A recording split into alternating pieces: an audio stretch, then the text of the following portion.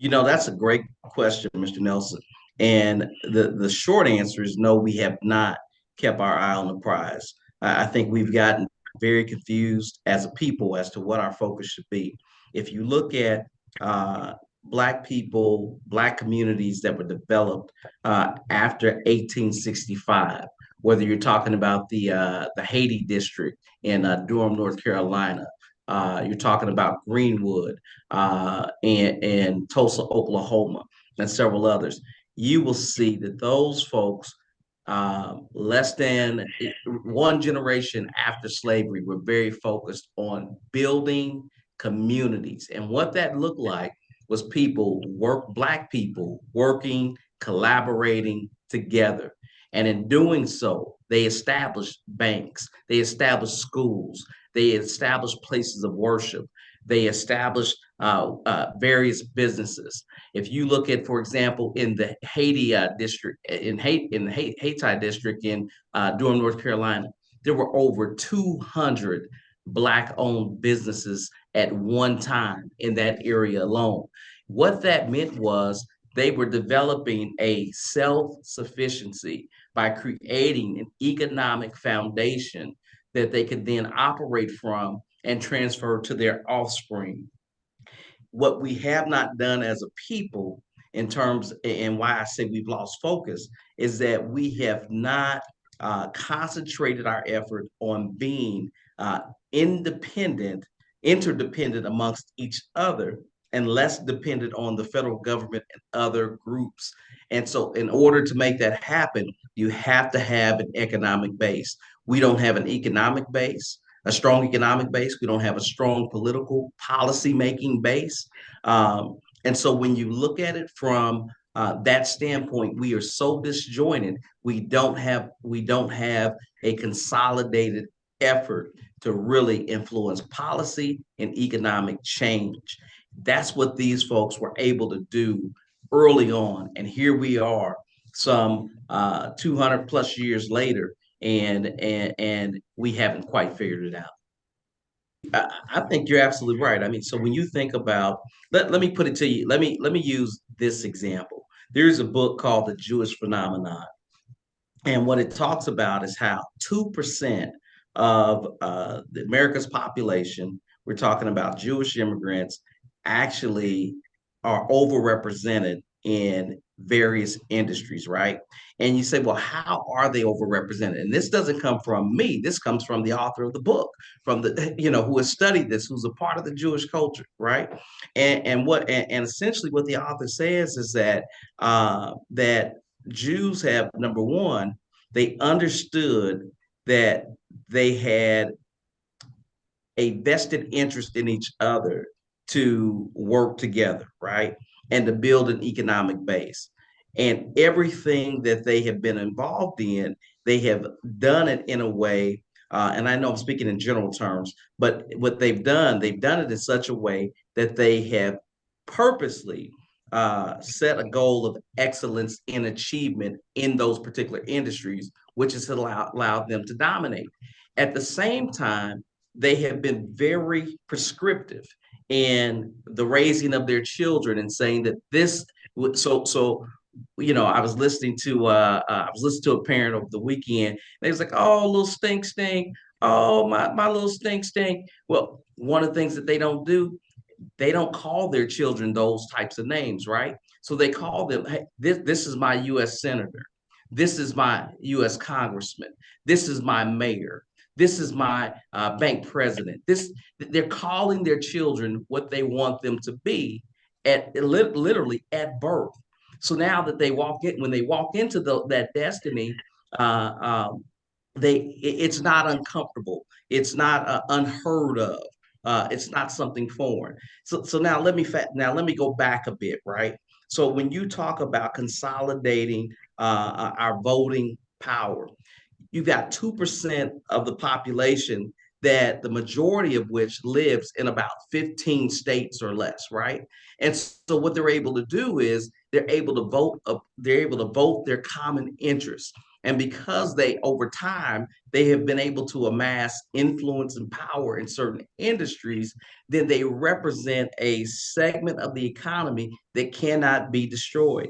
The author of that book, what he says, real specific, is that Jews never want to be in a position of being dependent on anybody ever again, or face the threat of annihilation. And so, in essence, what they've done, they've made themselves absolutely necessary to the fabric and operations of the American government and economy. And that's something that we have not been able to do. Granted, their experience as a people is very much different than ours, but I think our Black ancestors had it right, and they were right on target with what Jews have done in America at the turn of the century, post-slavery. All right. And so I have to agree with you. I mean, so when you think about, what is we've become so individualistic in nature. Everything is about me and I. It's about self. And so I have to agree that we've taken on a cultural norm that is not ours. So if you look at us as a people during slavery, and even prior to slavery, and even post immediately after slavery, you see a group of people practicing group economics, practicing collective bartering, collective living, uh, communal living, if you will. And in doing that, we were able to thrive and to create communities that rivaled any other community in existence. But ours was one that we welcomed each other. We didn't have the issues of racism. And we didn't have the issues of inequality, for the most part, in terms of dealing amongst ourselves. But now we have, we have access to more information. We have access to Eurocentric education, using your term, and I agree with that term. We have access to all of these things that tell us to be individuals. And individualism is killing us. Selfishness is killing us as a people, right? Because now we're aspiring to get these things. The more we aspire to get these things, that means the more hours we're putting in, trading our labor, our time for dollars, which means somebody is not at home tending to the children. Someone is not at home tending to the needs of the family. The creation of the unit, which essentially keeps our whole community together. And so you look at the basic uh, fabric of our community is destroyed to a large extent, because we are so individualistic in pursuing things. We put things over people. There used to be a time where you could bet on the Black community to put people over profit. But now, because so many shiny objects and the pursuit of happiness, according to someone else's definition, has been waved in front of us, now we pursue those things, and we forget that it's the people that's the most important. So it's no wonder that our children are trapped in this prison to pipeline. It's no wonder that our children are engaged in activities, particular sexual activities at an early age, without the understanding of the consequences of that, and then having to deal with the consequences of that with no economic foundation, right? Making those families even more dependent on government support and outside forces to keep them going, putting a greater strain on individuals who quote unquote make it, who then have to look out for not just themselves, but who have to take more of that income that they could be investing to create a bigger plan to uplift us. But now they've got to deal with these emergency issues because of a lack of planning, a lack of structure, because a lack of being able to practice delayed gratification, because we are in this selfish nature. Black media is extremely important, and I'm all about researching and understanding other examples that even exist out there. So if you look at Nazi Germany, for example, Joseph Goebbels. He said he who controls the media controlled the masses. So how were they able to pull off this vicious, horrific attempted extermination of European Jews? Was because they controlled the media and they were able to share these lies. And so then now fast forward and you look at Jewish control of certain media, whether it's MGM, newspapers, Disney, so forth and so on. You look at that type of control that they have over the media. They have been able to make sure that their images that are put out there are positive, so they have positive reinforcement of who they are. They're clear about the purpose of those communications or what have you. And then when you look at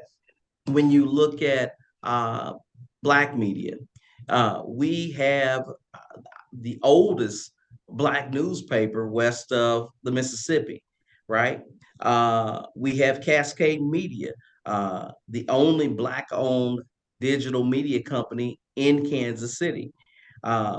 But then you look at who controls the masses, who's able to market most of their information to markets most things to black folks. Who do the companies use or purchase advertising from? They're not necessarily coming to the Cascades. They're not coming to the Call paper. They're not coming to the Globe paper and others that are out there. They're going to those white-owned papers, right? But here's the issue. We, meaning the black masses, could stop that. We could stop it by making sure, number one, we use black media. We bring newsworthy stories and events to black media, and we make sure that if there's anything pressing, our media is there first. Instead of running to other people, letting them break the story, why don't we let our folks break the story so the white media now has to quote the black media instead of it being reversed, right? And then in terms of, look how to making sure that we embrace a culture that says we spend with us, we support us with our dollars. The more money that we have going out and not supporting our own, the less control we have in terms of the messaging that's out there. Right now, we give dollars with no demand. So there's no demand for people to treat us right, to respect us, to craft policy that empowers us, because we put no demand on our spending, right? But here's the thing. I got to say this because I think it's important.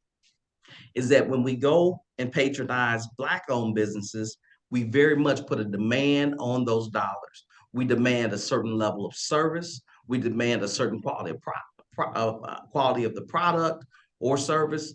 I mean, we have high expectations, but we accept almost anything and everything from other people. And that's where we must do better to say that we're not going to act like other folks who put unfair hurdles in front of us when they don't put them in front of ourselves, in front of themselves, right? So I think we absolutely have to embrace the black media. We have to make sure that everything that we do incorporates our people and puts us in a position of power. If we don't do that, then we're going to continue this. We don't have much time left. If you look at the number of businesses, black-owned businesses that were lost, thousands of black-owned businesses that were lost during the COVID period, we don't have time. Time is not on our side. You look at just locally, how many of our schools are closing? It's no coincidence, but where is the black population uh, fled to? It's fled to the suburbs where they're catching hell in Lee Summit, in Blue Valley, north of the river, in the Park Hill School District, and all these, they're catching hell. But we fled and we've taken the money we could have and should have invested in our own, and we've taken it to others again with no demand, and we've expected them to treat us right. Again, this is why I go back to the book, the Jewish Phenomenon. It's because they are very clear. Uh, this particular population is very clear about what their purpose is, what their aim is, and not getting in a position to where they're dependent on others. They teach their kids in the early years in the traditional Jewish culture. On top of that, Jewish culture and religion. Let me make sure I be clear. I don't want to get canceled, right? But they're very clear about that. They make sure that they are depositing positive values, reinforcing self-esteem, and they're not ashamed about their cultural heritage. We're the only people that somehow when we get together we say, because we've been taught, well, we got to be diverse. No other group really does that. You don't go to Little Italy and find in Boston and find a bunch of black owned businesses, right? You don't go to Chinatown in Chicago and find a bunch of Italian owned businesses, right?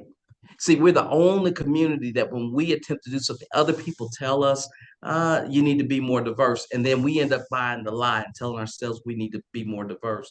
No, we need to be more communal and work together and be clear about our purpose so we can get back to those communities that look like those communities in the late 1800s through 1920 and uh, uh, uh, the Red Massacre. I can't even think of the right term.